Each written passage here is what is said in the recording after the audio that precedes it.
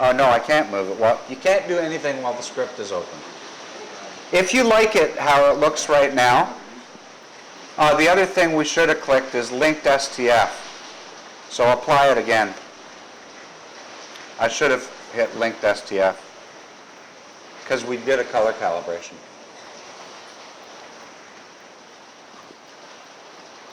Okay. And I like that. I think that's fine. So I'm going to hit OK now.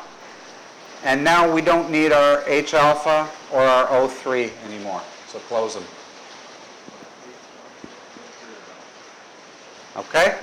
Now let's just have a look and see the difference here. It's got a little bit more contrast. Remember, this is just auto-stretched images. This is not how they're going to look when we're all done. But I see a little bit of a green cast on the bottom. So what I want to do is I want to do another color calibration. Let me show you a really cool thing. We had a preview 1 over here. Select it, and then drag that tab over here. Now we have preview 1 on the other image. Now we're going to double click on the name here and just change it to NBRGB. It's a shorter name. You make a preview. All 10. Yeah, and then drag the box to where you want it. Okay, so everybody got a preview in the NBRGB image. We need to select it now, hover over it, and look at our statistics. 0.004 to 0.005. So that's telling me the color cast may not be as bad as it looks right now. But nevertheless, open color calibration again. Add the letters NB to the file name for the black point. And we need to change this value, say to 0.01 or 0.015. Select the main image and apply it. There we go. Everybody good? Good. Now, compare your narrowband and your RGB. I think the narrowband, the combination is starting to look great. Do you use 0.015? I used 0.01, but 0.015 won't matter because there's no stars in the preview. Now, some people would say, well, why would you ruin that nice RGB image with narrowband? If you don't want to use the narrowband, throw it away, right? But I kind of like what this has done. It's given me a lot more edge detail. Notice how it's enhanced these features up here. It's enhanced the intensity of the dark lanes. But here's something I want you to notice. The stars are preserved. We don't have nasty halos.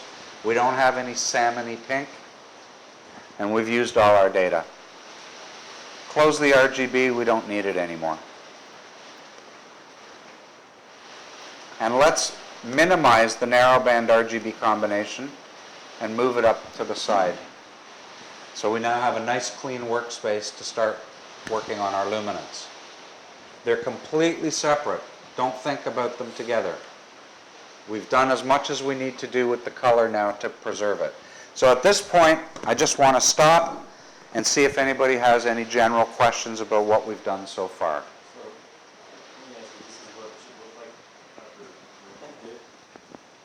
Yeah, this is what it should look like at this point. Okay? And again, if you don't like it, change it. But I'm not going to because I like it. And it's my workshop. Any questions? Yes? So I assume you can save the files at the intermediate steps so that Sure you can. you want to back up and redo them. Well, you can. You can, but the other thing that I would recommend that you do, I'm not going to do it now because it would just take too long, is save the project. Right? Then you have it all. At an intermediate step. Yeah. Yeah. Frequently save the project. Go make a coffee while that happens. Okay. So we need to make a synthetic luminance. So open, I've got a thing here called Make Synth L. Do you see it? It's the image integration process. add files to it, and what I want you to do is add all of the masters. Sorry, I'm in the wrong directory. Add all of the 5 master files that I gave you.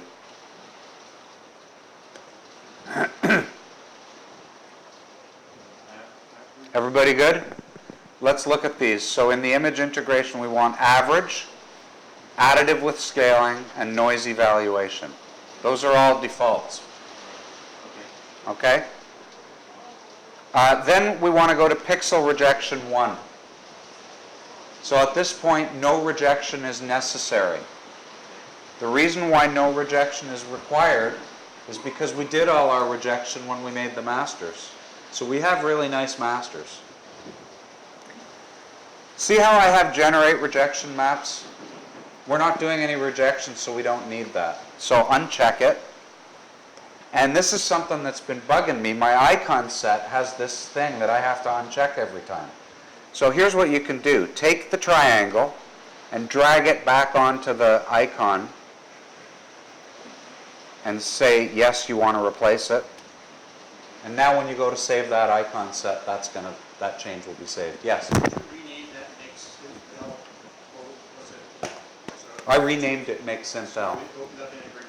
Yeah. Image integration. Yeah, and you can right-click on it, set icon identifier, and give it any name you want. So we shouldn't go look for that in our. No, you shouldn't. All of these are my names. Just 1 second. I'm coming undone. Okay. That's all you need to do. So no rejection. This noise evaluation is going to weight these masters by noise to make the new image. So hit the go button, apply global, and let image integration work. If you have not recently updated PIXINSIGHT, the image registration and image integration modules have recently been updated and are extremely efficient. They run 10 times faster than they used to. There's my synthetic luminance file. So the first thing I want to do now is rename it Synthel. So double click on the tab and enter your new name.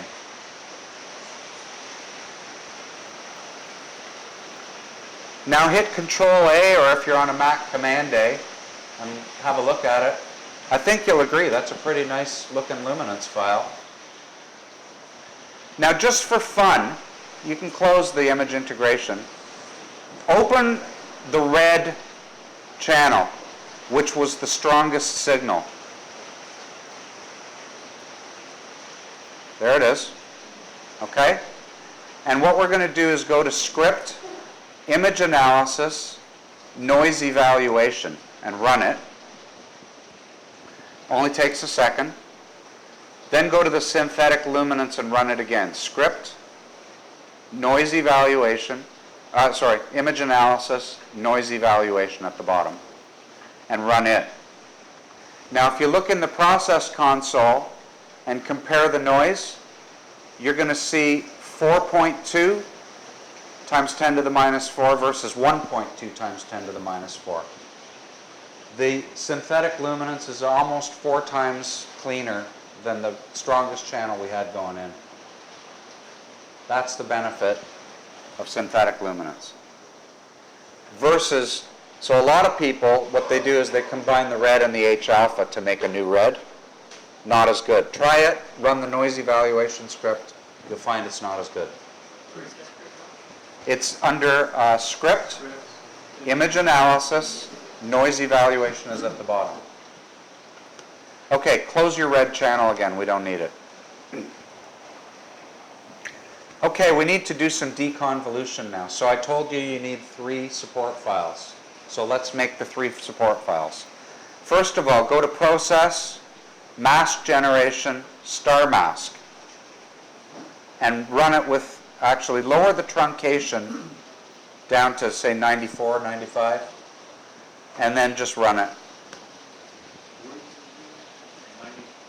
94, 95 for truncation. That's just going to give you a little bit better star protection. Okay, here's our star mask that we just made from this synthetic luminance file. rename it by double-clicking, call it LDSI. You'll see why we renamed them in a minute. LDSI? LDSI, Local D-Ringing Support Image. Okay, got it. The local D-ringing support image is going to help identify the bright stars for protection, or they will be damaged by deconvolution. We're only after the brightest stars. Yeah, we're only after the bright stars. The little stars don't matter. Now, if you wanted to give a little more protection, open curves and do something like that. Okay, that gives you a little more protection. I never thought to do that with a mask. Damn. You learn something every day. That's why you're here. That's right. Okay, I'm going to undo that because we won't need that. Okay, you can close the star mask now. Shrink this down and put it to the side. We'll use it in a minute. Okay, the next thing we need to do is make a deconvolution mask that's going to just reveal the high signal areas and deselect the low signal areas and a lot of the stars. So the high signal areas are up around here and down in here. So what we're going to do is make a copy of Synthel by just dragging the tab to the workspace and rename it deconv mask with a capital D and a capital M. Case is important in file names in PIXINSIGHT. Everybody with me? Yep. Okay. Which one was that you just copied? I copied the synthetic luminance. Now, if you turn off the auto stretch, you'll see it's still a linear, unstretched file. Because it's a mask, we need to stretch it. So, open histogram transformation. It's about halfway down on my icon list. Hit the check mark so we can see what we're doing. Hit the preview so we can see what we're doing. And stretch it. Now, which one are we stretching? We're stretching the deconvolution mask. By the way, I noticed there's a capital A in my name. That's going to screw us up. I'll have to fix that. But, so now what we want to do, I can't really adjust this black slider easily. So I need to change this to, say, 20. Now it's opened it up for me. And I can slide this right over to darken down the background a lot. And now I can bring this in tighter. You can see now I'm only revealing the stars and the bright parts of the nebula. I can even do that more. Okay, so I've got this little bit selected. I've got this selected. The rest of it's pretty black. Hit go. And close your preview. Close your histogram transformation. You now have a deconvolution mask. If you did what I did and put the name in wrong, clean it up now. Am I doing this? Let me look. Can't find the other carrot. Go back to 1. It's there. Slide it Oh. over. Turn you got your screen transfer function on. Turn it off. Oh, yeah, you turn that off. Yeah. Okay, has everybody got a nice deconvolution mask made? I'm assuming the silence is yes. Nod once for yes.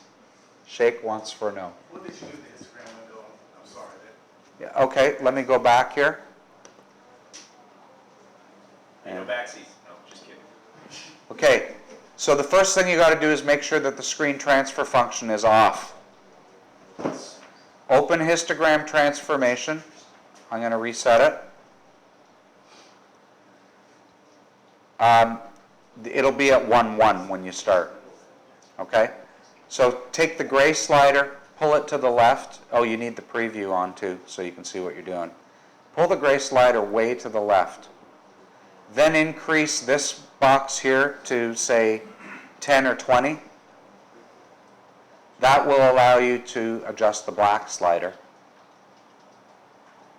And now we're really homing in on what we want to deconvolve. And don't worry about clipping your mask. So what are all the, in the top window, you got all this holes, Don't worry about it, it's just lack of ability of PIXINSIGHT to measure things accurately. It's telling me there's clipping, and I'm stretching too much. But it doesn't matter, this isn't an image, it's a mask. So, when you're ready, hit go, and there's your mask. Now, if you feel like you want to make that mask a little, more intense or more contrasty, again, you can use curves to enhance it, right? But generally, I don't find I need to do that. If you want to, you can. Oops. If you want to, you can. I'm not going to. I found histogram transformation, one pass works just fine. Oh, somebody asked me yesterday, I'm just trying to fill in blanks as we go.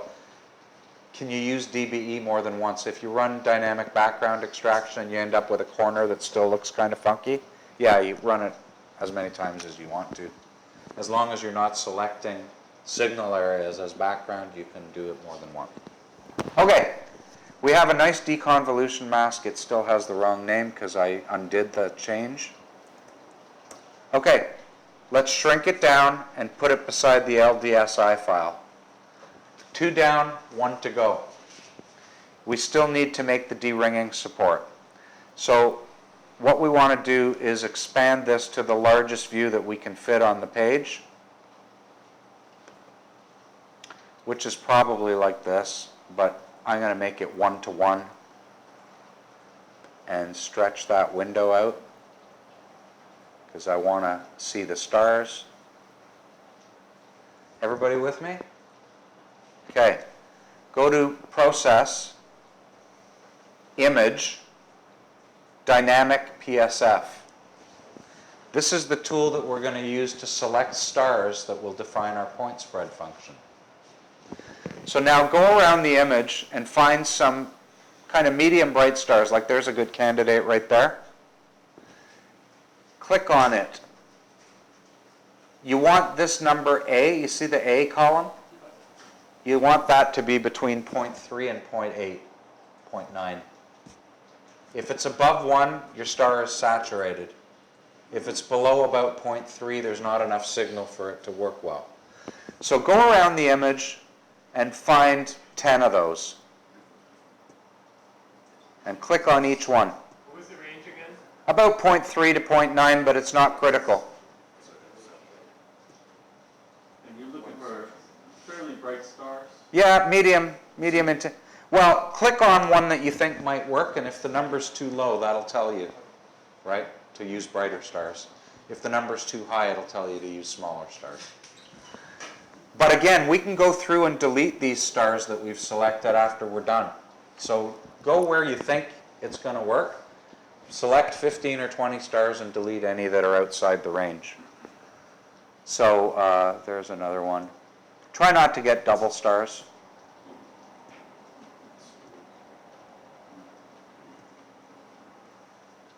And get them from all around the image, not in the corners. Now this image was cropped from the center, so there's no bad corners. Okay, I've got 19 stars selected. All right, so now I'm going to just quickly look at the A values here and see if there's any that are out of range.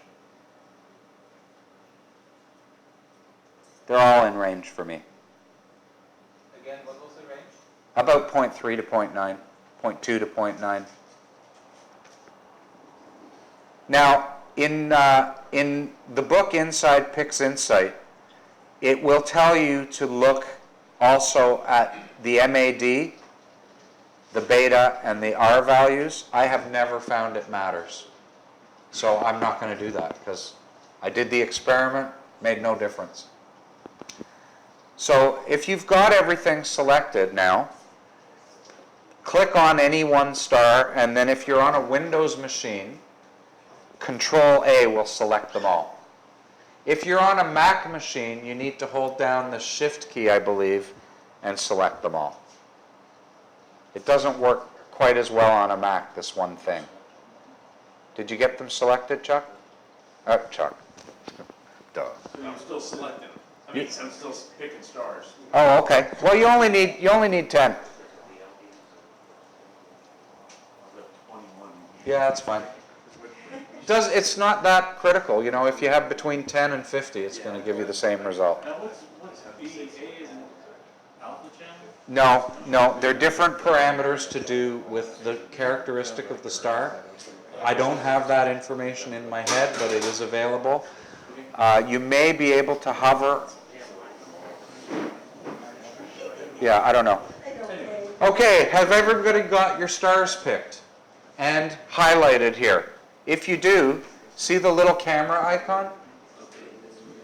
This little camera icon? Yeah, click on it, and it just created a new image, this one right here. And all it has in it is one synthetic star that it made by averaging all the stars we picked. Okay? Minimize that and drag it over with the other two support files. Do we close the dynamic PSF? Yeah, you can close dynamic PSF now. This is active. It's okay. Yeah. Okay, so we have our 3 support files made. Everybody good with that?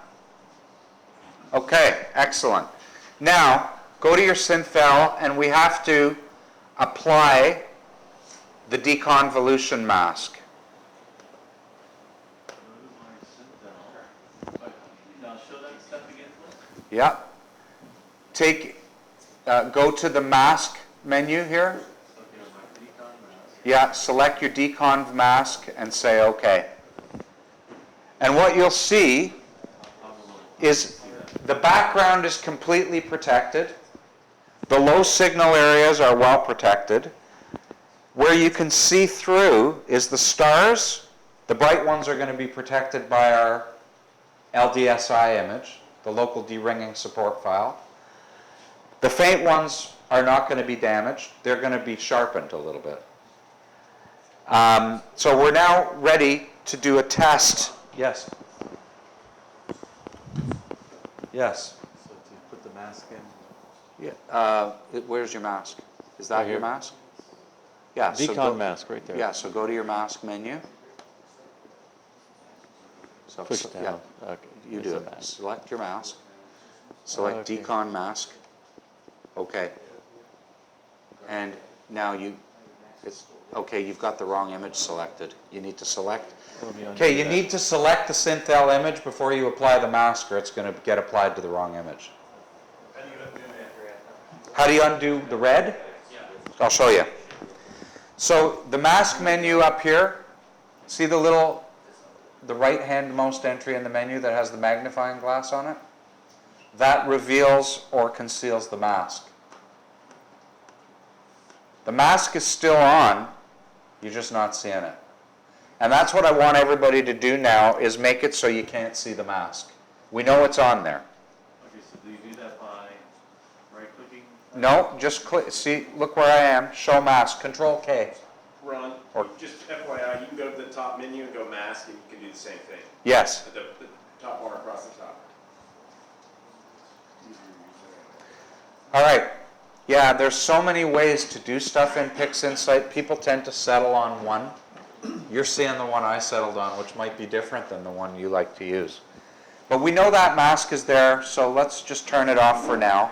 And now make a new preview in a high signal area that we're going to be deconvolving. So a nice place to make a preview might be around something that includes that bright star, because we want to make sure it doesn't get damaged. So, and now let's look at our preview. You need to hit Control A again to get the right screen stretch, or Command A if you're on a Mac.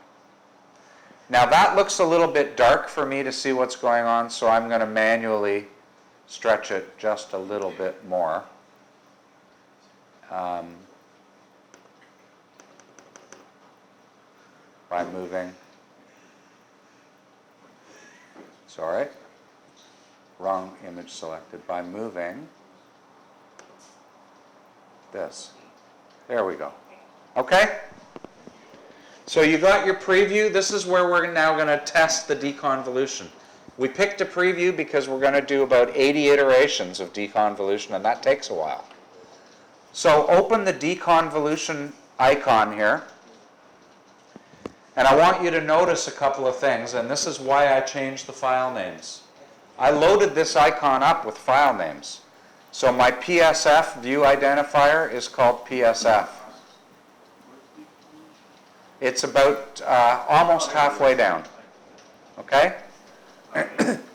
I've selected the external PSF tab. If you're not using an external point spread function, you would use the parametric PSF. That's the Gaussian. But we're going to use the external. Regularized Richardson-Lucy, 80 iterations to start with.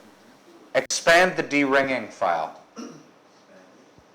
The most critical parameter here is global dark. Global dark. I always start at 0.03 and do a test. The default, by the way, is something crazy like 0.1. Let's actually, you know what, let's set that to 0.1. Now, apply it. Oh, sorry, I want to show you something else. Notice I've got the local de-ringing support image selected right here for local support. That's why I renamed it LDSI. That way I can use this icon every time I process. So I always call these support files the same thing. Deconv mask, LDSI, and PSF. Okay. Drag your icon over to the preview and let it run the 80 iterations. You can ignore any of the pink warnings. It didn't actually damage it too much. That's okay. Let's see. Where are you getting? What Oh. happened to my LDSI? You didn't rename it. That's Star Mask. It's called Star Mask. You could just type Star Mask there. Or you could click on the tab. rename it. Well, it didn't rename it. Okay. So just rename Star Mask to LDS. Rename your Star Mask to LDSI. Or change in the deconvolution process, change LDSI to Star Mask. Okay? Now, this didn't really damage anything, probably because we masked it really well. Try putting that up to 0.2. I really want to show you how badly things can go.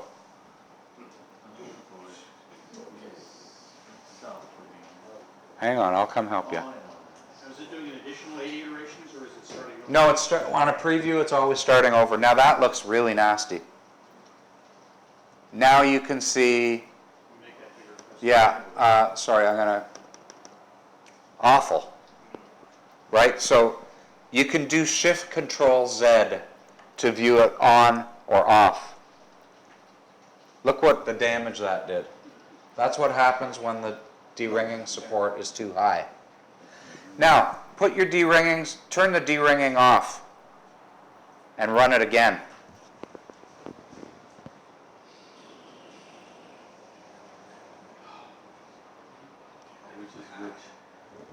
Awful. Okay, those are the two wrong results that you can identify. If you get raccoon eyes, your de-ringing support is too low. If you get speckling and a destroyed image, your de-ringing is too high. Now we want to set it to the lowest value that gives us an acceptable result. I said I always start at 0.3, so turn your de-ringing back on and set this to 0.03 and run it again. You see why I'm using a preview? It's quite fast to help us home in on the right settings. Okay, that's after and before. After. See how the stars are tightening up? Also, I want you to look, as I flick on and off, I want you to look at this feature here and these features here. Okay, so Shift-Control-Z. You see what we're doing here? It's a subtle effect. We're not trying to hit it with a hammer here. We're trying to sneak up on the solution. Deconvolution is a recursive process. You have to sneak up on it. I'm pretty happy with this. It does look like it's introduced a little bit of noise here, but not much, and we'll deal with that in the noise reduction step. So if we're happy with that, go to your main image and apply it again. Now this is going to take a minute, so everybody up.